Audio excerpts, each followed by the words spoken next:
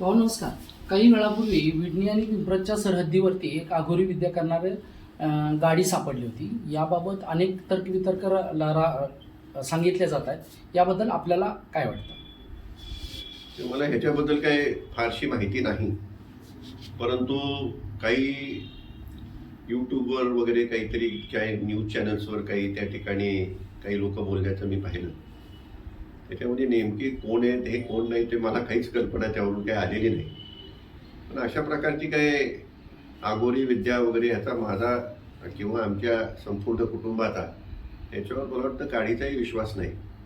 आम्हाला वारकरी संप्रदायाचा वारसा आमच्या आजींकडून लाभलेला आहे आणि महाराज साहेबांकडून तर त्या ठिकाणी फक्त राम राम हे तुमचं दैवत आहे असं पहिल्यापासून आणि तुळजाभवानी असं मनावर सातत्याने बिंबवत आलेले. त्यांनी कुठलेही महाराज वगैरे अशा मार्गाला म्हणजे लहानपणापासून अशा प्रकारचं घरी कुठलंच वातावरण नसल्यामुळे अशा प्रकारची काही मला तरी माहिती नाही. पण त्या ठिकाणी अनावश्यक रामरायांचं नाव घेतल्याचं त्या ठिकाणी दिसून येत आहे आणि ते अत्यंत चुकीचं आहे. वास्तविक कुणीही बोलवले का बोलवले आणि मग ही सर्व मंडळी तिथं काय पळत पळत गेली.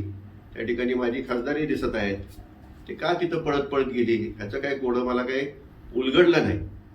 आणि रामराजे किंवा आम्ही कुणीच असा प्रकारचा कुठल्याच ह्याच्यावरती विश्वासच ठेवत नाही.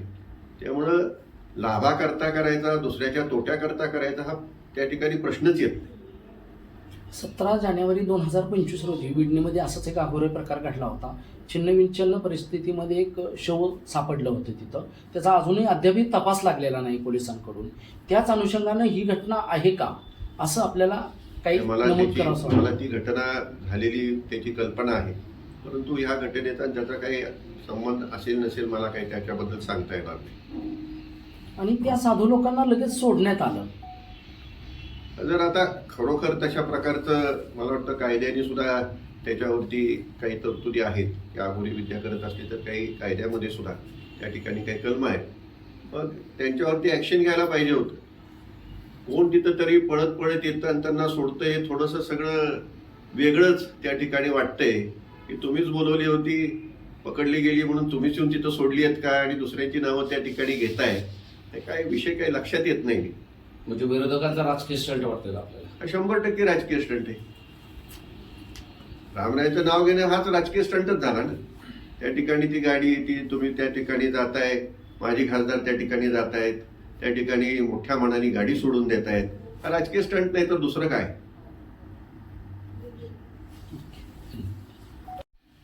विडणीतने झालेल्या प्रकारामध्ये माजी खासदारांनी स्वतः जाऊन काहीतरी प्रेस इंटरव्ह्यू घेतलेला आहे.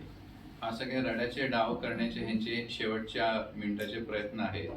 आम्ही आता शिवसेनेच्या मार्फत पोलिसांना एक आव्हानच देणार आहे की आपण ॲप्लिकेशन देणार आहे की आपण कृपा करून या सगळ्या गोष्टीची महाराष्ट्र अंधश्रद्धा निर्मूलन कायद्याच्या प्रमाणे चौकशी करावी.